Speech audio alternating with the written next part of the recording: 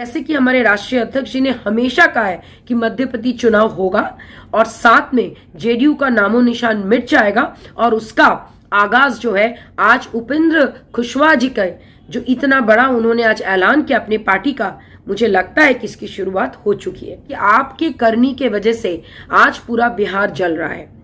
और इसी वजह से आपके अपने लोग आपको छोड़ के जा रहे हैं, जिसको कहते हैं जैसी करनी वैसी भरनी। आपको करना ही नहीं है बिहार में कोई विकास। इसी वजह से आज ये दिन आपने दिखाया कि आपकी अपनी कैपेबिलिटी, आपकी अपनी कैपेबिलिटीज, आपकी अपनी क्रेडिबिलिटी आप कहीं ना कहीं स्वाहा करके आए और दूसरे जगह पे आपने उसको नीलाम कर दिया। जहां पे एक तरफ ऑनरेबल सीएम की अपने विश्वसनीय लोग उनको छोड़ के एक नई पार्टी का निर्माण करते हैं। मैं बात कर रही हूँ उपेंद्र कुशवाहा जी, जो एक बहुत ही वरिष्ठ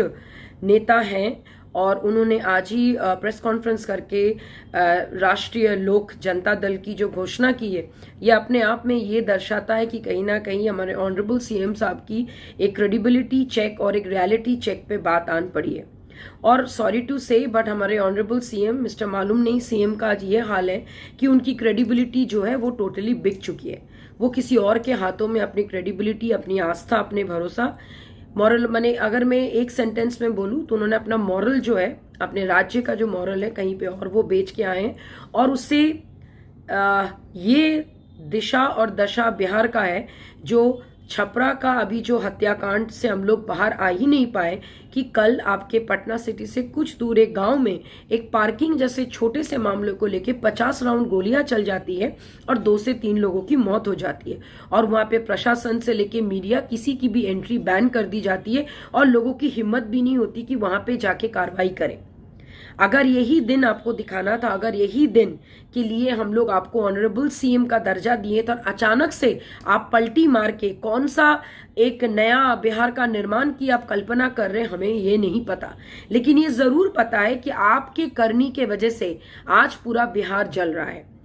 और इसी वजह से आपके अपने लोग आपको छोड़ के जा रहे हैं, जिसको कहते हैं जैसी करनी वैसी भरनी। और कितना दुख और कितना लोगों के आस्था के ऊपर आप चोट पहुंचाएंगे honourable CM, we want to know. और साथ साथ मैं ये भी आपसे जानना चाहती हूं कि जहां पे हमारे राज्य अभी भी गरीबी रेखा और अति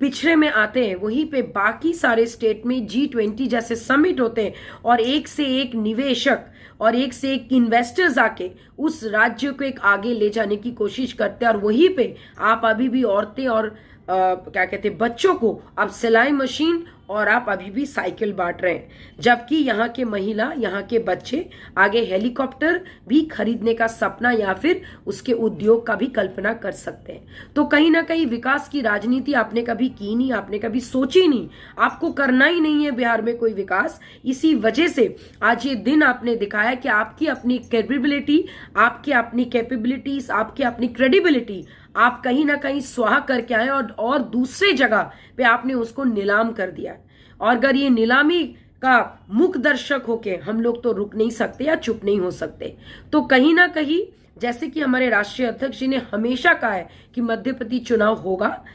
और साथ में जेडीयू का नामो निशान मिट जाएगा और उसका आगाज जो है आज उपेंद्र कुशवाहा जी का जो इतना बड़ा उन्होंने आज ऐलान किया अपनी पार्टी का, मुझे लगता है कि इसकी शुरुआत हो चुकी है। दुख की बात तो यह है कि हम लोग कभी नहीं चाहते थे कि 8 साल जो मुख्यमंत्री बने रहे उनका जाते जाते दशा और दिशा इस ढंग से हो जाए जहां के लिए कि आपके लिए थोड़ी सी भी इज्जत न महिलाओं में, न बच्चों में, न युवाओं में, न बुजुर्गों में बचे रहे।